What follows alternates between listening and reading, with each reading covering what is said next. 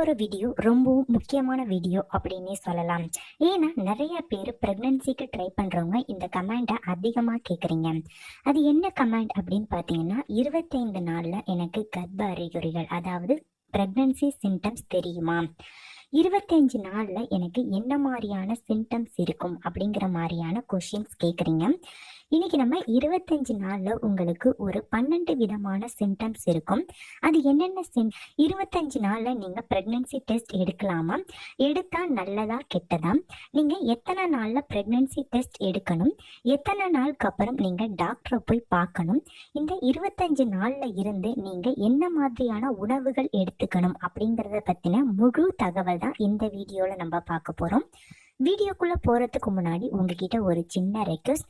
நம்மளோட வீடியோ உங்களுக்கு யூஸ்ஃபுல்லா இருந்துச்சு அப்படின்னா மறக்காம இந்த வீடியோவை லைக் பண்ணிக்கோங்க. நம்மளோட சேனலை இப்பதான் ஃபர்ஸ்ட் டைமா பாக்குறவங்களா